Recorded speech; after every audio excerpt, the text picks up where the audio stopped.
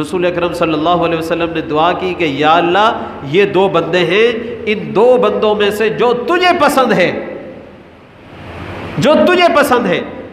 یا اللہ ان دو بندوں میں سے جو تجھے پسند ہے، جو تجھے محبوب ہے، اس کے ذریعے تو اسلام کو غلبہ عطا فرما۔ یہ رسول اللہ نے دعا کی، اور اس کے بعد حضرت عمر بن خطاب مسلمان ہو گئے۔ اس کا مطلب یہ ہوا کہ حضرت عمر بن خطاب رسول اللہ کو بھی پسند تھے، اللہ کو بھی پسند ہے، کیونکہ رسول اللہ نے تو یہ دعا نہیں کی یا اللہ عمر بن خطاب کو اسلام کی توفیق عطا فرما،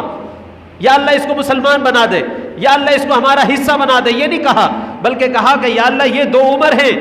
ان میں سے جو تجھے محبوب ہو، جو تجھے پسند ہو، اسلام کے غلبہ کے لیے جس کو تو سبب بنانا چاہے، یا اللہ اس کو تو اسلام کی توفیق عطا فرما۔ اللہ نے آپ کی دعا عمر بن خطاب کے حق میں قبول فرمائی،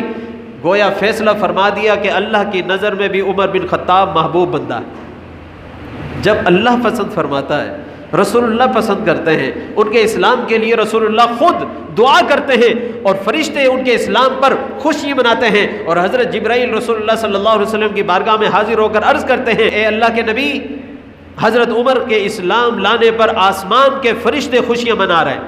اور آسمان کے فرشتے آپس میں ایک دوسرے کو مبارک دے رہے ہیں کہ آج عمر بن خطاب نے اسلام قبول کیا ہے، اب عنقریب اسلام کا جھنڈا پوری دنیا پر لہرائے گا۔ فرشتے یہ باتیں کر رہے ہیں، تو سوچئے کہ عمر بن خطاب سے یا تو شیطان کو تکلیف ہو سکتی ہے، یا تو شیطان کو تکلیف ہو سکتی ہے، شیطان کو ہو سکتی ہے یا شیطان کے بھائیوں کو ہو سکتی ہے۔ تو میں کہتا ہوں کہ آج بھی اس زمانے میں عمر بن خطاب رضی اللہ تعالیٰ عنہ کو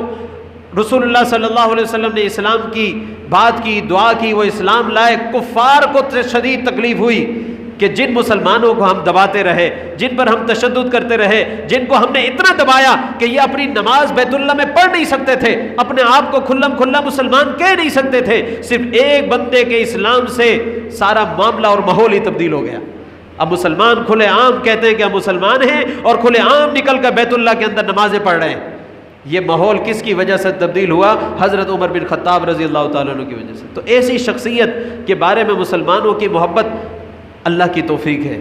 اور ان کے بارے میں بغض و عداوت یہ اللہ تعالیٰ کے غضب کی نشانی ہے۔